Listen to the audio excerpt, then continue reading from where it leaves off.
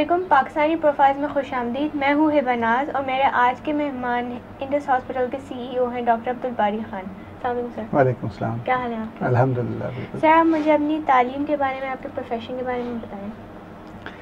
जी, मैंने अपनी schooling Springfield से की, फिर उसके बाद आज मुझे साइंस कॉलेज, डाउ मेडिकल कॉलेज से मैंने 1986 में ग्रेजुएशन की और उसके बाद फिर मैं कार्डियोवास्कुलर ट्रेनिंग के लिए गया and did my fellowship in cardiac surgery from college of physician surgeons Karachi. And you're a cardiac surgeon. I am a cardiac surgeon. So why did you choose to become a cardiac surgeon? It was my passion to be a doctor, to serve लोगों को service दे सकूं। और जो दूसरी बात ये थी कि आई वॉज थोड़ा सा motivated by surgeon Rahman, who happened to be my family friend, my parents family friend. So हुआ ये कि एक दिन घर पर दावत थी तो उन्होंने आया तो मेरे वाले साहब ने कहा ये मेरा बेटा डॉक्टर बन रहा है। I was in final year, तो उन्होंने कहा इसको मेरे पास भेज दे, मैं कार्डियक सर्जन बना दूँगा। तो बस वहाँ से फिर सिलसिला शुरू हुआ। और उस वक्त कार्डियक सर्जरी असल में पाकिस्तान में थी भी नहीं, बहुत कम लोग थे और ज़रूरत बहुत थी। तो मैंने समझा कि ये बेहतर एक जगह है जहाँ पर हम शुरू कर सकते हैं। आपको कभी मुश्किल पेश आई है सर्जरी करते वक्त, जो पहली बार किया था? मुश्किल डेफिनेटली जब इंसानी ज़िंदगी से आदमी खेल रहा होता है, जब मतलब काम कर रहा होता है, तो कार्डियक सर्जरी में आपके पास मार्जिन ऑफ एरर बिल्कुल बहुत कम होता है, क्योंकि दूसरी चीज़ में कॉम्प्लिकेशंस हो सकती हैं, लेकिन कार्डियक सर्जरी में आपके पास कॉम्प्लिकेशंस कम होती हैं। Either you have a life patient और a dead patient. So stress तो आपको हर वक्त रहता है और बहुत सारी चीज़ें, बहुत सारे केसेस ऐसे होते हैं जहाँ पर आदमी, क्योंकि दुनिया में हर जगह हर ऑपरेशन कामयाब नहीं होता है, एक परसेंटेज है, तो वो फीलिंग होती है जब आदमी when you are losing some patient. तो How do you overcome it? बस अब जब मैं ऑपरेशन शुरू करता हूँ तो उससे पहले 2 रकात नमाज़ पढ़ के जाता हूँ, अल्लाह से मदद मांग के जाता हूँ, और ड्यूरिंग उसके दौरान भी अल्लाह से मदद मांगता रहता हूँ जब कोई कॉम्प्लिकेशन आती है तो, और होता है इंसान को। और मैं जो कुरान की आयत है सूरह फातिहा की, या का नाबुदु व इय्याका नस्तईन, तो जो है ना, तो अल्लाह से मदद मांगते हैं आदमी। अच्छा, आप मुझे बताएं कि इंडस हॉस्पिटल का आइडिया कहाँ से आया, आपके कंपेनियंस ने इसको फ़ोन किया? जी, इंडस हॉस्पिटल एक्चुअली डाउ मेडिकल कॉलेज से ही पेशेंट्स वेलफेयर एसोसिएशन का ब्लड बैंक मैंने बनाया था वे बैक इन 1982। वहाँ पर जब लोगों की गुर्बत का देखी और वहाँ पर लोगों को सफरिंग देखी तो एहसास हुआ कि जी कुछ काम करना चाहिए। तो स्टूडेंट्स ने मिलकर पेशेंट वेलफेयर बनाई थी, जो दवाइयाँ देते थे, ब्लड बैंक बनाई, लैब बनाई। और फिर उसके बाद 1986 में एक कराची में सबसे पहला बॉम्ब ब्लास्ट हुआ था एम्प्रेस मार्केट के अंदर, जिसकी वजह से काफ़ी लोग ज़ख्मी हुए, लोगों की जानें ज़ाया हुई। उस वक्त एहसास हुआ था कि सिविल हॉस्पिटल की कैजुअल्टी बहुत छोटी है, तो हम लोगों ने सिविल हॉस्पिटल की कैजुअल्टी को रीबिल्ड करने का प्रोग्राम बनाया पेशेंट वेलफेयर एसोसिएशन ने। और जब वो बना रहे थे तो उस वक्त फिर हमको एहसास हुआ कि एक अच्छा हॉस्पिटल इस मुल्क में चाहिए। तो उस वक्त जब उस एमरजेंसी डिपार्टमेंट का वो लग रहा था साइनेज, तो तब उन्होंने कहा था कि यार किसी दिन बैठ के हम लोग एक हॉस्पिटल बनाएंगे जहाँ पर क्वालिटी केयर करेंगे और फ्री ऑफ कॉस्ट होगा। So dates back to about 27 years ago जब ये हुआ था। So how many members are there? How many family members? अभी वी वर डॉक्टर्स थे 4 और दूसरे ये थे कि जी आर्किटेक्ट एंड प्रोजेक्ट मैनेजर्स। जो जिस वक्त उन्होंने सोचा था वो टीम चलती रही।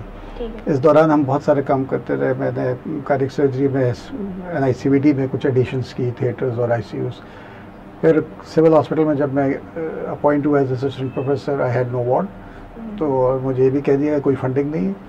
तो 2000 में cardiac surgery, friends of cardiac surgery establish की, डोनेशन जमा की, कार्डियक सर्जरी का डिपार्टमेंट इस्टेब्लिश किया, और अल्हम्दुलिल्लाह we have doing open heart surgery free of cost for last 12 years now. और फिर उसके बाद एक ट्रैक बनता चला गया और फिर ये इंडस हॉस्पिटल का वजूद आया। जी। Okay. How many people have you treated so far? इस वक्त तक वी हैव स्टार्टेड इन 2007 और अभी तक मेरा ख्याल 8-8.5 लाख लोग मुस्तफीज़ हो चुके हैं, जो कि Okay. Your project on tuberculosis is said to be amazing. What would you say about that? Tuberculosis actually Pakistan is on the rise. Pakistan is number 6 in the world with a disease burden of tuberculosis. और ख़ास तौर पर जो है ना multi drug resistant TB जो है ना वो एक्चुअली वो ये है कि टीबी का एक लॉन्ग टर्म ट्रीटमेंट होता है 6 महीने का, लेकिन 1 महीना आप दवाइयाँ खाएं तो आदमी बेहतर हो जाता है, तो फिर वो दवाई छोड़ देता है, उसकी वजह से रेजिस्टेंट डेवलप हो जाती है.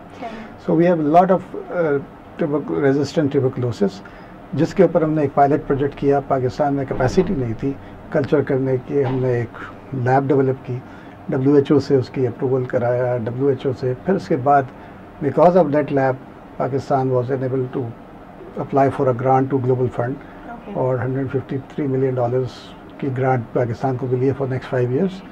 And Indus hospital is responsible for is a sub recipient for Sindh and Balochistan. So अगले 5 साल में हमने पूरे सिंध और बलूचिस्तान में अबाउट 12 हॉस्पिटल्स को इतना अपग्रेड करना है ताकि वो ये मल्टी ड्रग रेजिस्टेंट टीबी का काम कर सके. और उसमें जो दूसरी हमारी एक ख़ास बात इंडियस हॉस्पिटल ये है कि वी यूज़ सिर्फ पेपरलेस नहीं, we use technology, mobile phones to track patients. तो हमारा ये है कि भी हमारी टीम ने जाके पूरे अपने एरिया को मैप किया, नाड़ी को रंगी को ईच एंड और using GPS coordinates we have mapped each and every house, कितने लोग हैं वहाँ पर, कितने नंबर किया हुआ स्पेशल नंबर है, so you can follow the patient. So TB patients को हम सिर्फ फॉलो कर रहे होते हैं, क्योंकि कंप्लायंस की बात होती है कि मरीज़ दवाइयाँ छोड़ देते हैं, तो हम उसको फॉलो कर रहे होते हैं कि वो दवाई खाता रहे. तो we have a treatment supporter जो घर पे जाके दवाई खिलाता है, और वहाँ से वो फिर हमको SMS करता है कि हमने दवाई दे दी, तो हमारे GPS कोऑर्डिनेट से we can localise this position कि इसने वहाँ जाके दवाई दी है. और we also give monthly ration. तो वो टीबी का जो मल्टी ड्रग रेजिस्टेंट टीबी का पेशेंट जो कि घर पे अबंडेंट होता था, साइड पे पड़ा होता था, अब उसकी वजह से घर पे राशन आता है. सो तो घर वाले उसको हर महीने लेके आते हैं, फॉलोअप होता है, फिर अपना राशन लेके जाते हैं. सो इस इंसेंटिवाइज कर दिया ताकि, क्योंकि ये मल्टी ड्रग रेजिस्टेंट टीबी है, इसका एक तो ट्रीटमेंट ड्यूरेशन ज़्यादा है 2 साल का, और उसके अलावा जो है दूसरी बात ये है कि इसमें साइड इफ़ेक्ट्स होते हैं, और तीसरी बात ये है कि अगर ये स्प्रेड करेगा तो मल्टी ड्रग रेजिस्टेंट टीबी करेगा, कॉस्टली होता है. आम टीबी 6 महीने का ट्रीट हो जाता है, 8-9 हज़ार रुपये में खर्च होते हैं, इसके ऊपर 2-2.5 लाख रुपए लगते हैं, और 2 साल का ट्रीटमेंट है. And the bad thing about it इसके ये जब इन्फेक्ट करेगा तो ये मल्टी ड्रग रेजिस्टेंट नहीं करेगा. So it's just like spreading. तो हमको इसके लिए पूरा जिहाद करना पड़ेगा कि इसको रोके. What do you have to say about the study of medicine in Pakistan? Is it growing? Yes, it is improving. It is growing and realization जो है, लेकिन ये है कि असल बात ये है कि जो पब्लिक प्रिवेंटिव हेल्थ पे काम होना बहुत ज़रूरी है. अगर वो प्राइमरी हेल्थ पे काम नहीं हुआ तो we will not be able to fight the diseases. तो it has to be the medical education has to be link with community. It has to be community. जो हमारी डिमांड है, जो ज़रूरत है, उसके मुताबिक होना चाहिए. इट इज़ नॉट कि हम लोगों को वो पढ़ा दें जो बाहर होता है. इट हैज़ टू बी, क्योंकि यही काम करना है, यहीं पर आपने अपनी डिजीज़ को फाइट करना है, तो इट हैज़ टू. लेकिन ये है कि चीज़ें बेहतर हो रही हैं. आप यहाँ पे किसको इल्ज़ाम देंगे, किसको ब्लेम करेंगे? यहाँ पे लोग कहते हैं कि गवर्नमेंट सफाई का ख्याल नहीं रखती, सफाई नहीं करवाती सड़कों पर. उस पर आप इस अनहाइजीनिक इन्वायरमेंट पर किसको इल्ज़ाम देंगे? तालीम की कमी. तालीम, अनफॉर्चुनेटली हमने तालीम और सेहत पे बिल्कुल ही मिनिमम बजट रखते हैं. और तालीम अगर होना तो सबसे अच्छी चीज़ उसमें वो आपको बता देते हैं कि सफाई रखना है, अपना साफ सुथरा रहना है, और वो एजुकेशन आपको बहुत कुछ सिखा देती है. और तालीम को प्रेम देखिए, व्हाट इज़ गवर्नमेंट? गवर्नमेंट हम लोग हैं, ठीक है. अगर हम लोग इंडियस हॉस्पिटल, अगर हम लोग बैठ जाते कि यार गवर्नमेंट का काम है, हमने नहीं करना है, तो ये ना होता. तो इसलिए हमको हर एक अपनी जिम्मेदारी पूरी करते चले जाए तो मुल्क सुधर जाएगा, और हो रहा है. और फॉर्चुनेटली आई एम होपफुल कि पाकिस्तान में सब लोग अपनी जिम्मेदारियों को समझते हैं और वो कर रहे हैं. और मेरा अपना ख्याल ये होता है कि लोग ये कहते हैं हमारा हक मान लिया, लेकिन कोई अपना फ़र्ज़ नहीं सोचता कि मेरा फ़र्ज़ क्या है. अगर मैं समझ लूँ कि मेरा क्या फ़र्ज़ है, मैं अपना फ़र्ज़ पूरा कर लूँ, तो दूसरे का हक अदा हो जाता है. आप समझ लें कि आपका क्या फ़र्ज़ है, तो मेरा हक अदा हो जाता है. मेरा फ़र्ज़ है कि मेरा पड़ोसी भूखा ना सोए, अगर ये मैं रियलाइज़ कर लूँ तो कोई भूखा नहीं सोएगा। सही। और तो इस तरह ये ऐड हो जाएगा, हक हुकूक खुद ब खुद अदा हो जाते हैं। हम लोग हक की तो बात करते हैं लेकिन फ़र्ज़ की कोई बात नहीं करते। ठीक है। The number of illnesses and patients are growing in Pakistan. Do you call this development or growth? Hospitals भी बढ़ रहे हैं, patients भी बढ़ रहे हैं। अब बिल्कुल सही है आपकी। वी पे फॉर इंडस्ट्रियलाइजेशन और उसकी डिजीज़ पैटर्न बढ़ रहे हैं, लेकिन यही है जैसे मैंने आपको पहले भी कहा था कि प्राइमरी हेल्थ केयर या प्रिवेंटिव हेल्थ केयर के ऊपर काम होना बहुत ज़रूरी है। जब तक अगर आपने उसके ऊपर काम नहीं किया, क्योंकि आपकी कॉस्ट प्राइमरी हेल्थ केयर में कॉस्ट कम आती है, बेनिफिशरी ज़्यादा होते हैं, उसका इम्पैक्ट बहुत ज़्यादा होता है। और टर्शियरी केयर में कॉस्ट बहुत ज़्यादा होती है, कम लोग उसके अंदर बेनिफिशरी होते हैं। तो we have to do something about prevention, साफ पानी, खाने पीने की आदत, ये सारी चीज़ें जब तक इम्प्रूव नहीं करेंगे हमको हॉस्पिटल बनाते रहना पड़ेगा। और यही दुनिया में हॉलैंड में हॉस्पिटल बंद हो रहे हैं क्योंकि अब उनके पास लोग बीमार नहीं होते। सही। पॉपुलेशन अब उनके हॉस्पिटल ज़्यादातर डीरियाटिक के ऊपर जा रहे हैं कि जी बूढ़े लोगों की प्रॉब्लम्स को देखने के लिए। पॉपुलेशन उनकी एजिंग हो रही है, लेकिन जनरली सब चीज़ें साफ़ हैं तो इसलिए इतनी प्रॉब्लम नहीं है। Sir, what are your future plans? अभी we are 150 bedded hospital. Ultimately it would be, अभी ये डिबेट चल रही है कि इट इज़ बी 1000 बेड और 15 बेडेड हॉस्पिटल इस हॉस्पिटल के अंदर। फिर उसके अंदर वी विल स्टार्ट। और जो दूसरा हमने रियलाइजेशन की है कि एचआर, अच्छा एचआर नहीं मिलता है, so we have to develop our own HR. लोग अपने खुद तैयार करने पड़ेंगे। और ख़ास तौर पर ये हॉस्पिटल जिस किस्म का हॉस्पिटल है वहाँ का पैराडाइम शिफ्ट चाहिए। इंसान का जो जहन जब तक न बना हो तो कोई ट्रेंड होके आ जाए, उसको अनट्रेन करना फिर रीट्रेन करना is the hell of a job. So you take students at the age of 16-17, then groom them according to your own mission, और फिर वो उस चीज़ों को लेके हाथ चले। लोग मुझसे पूछते हैं कि हॉस्पिटल कैसे चलेगा, मैं कहता अल्लाह चलाएगा।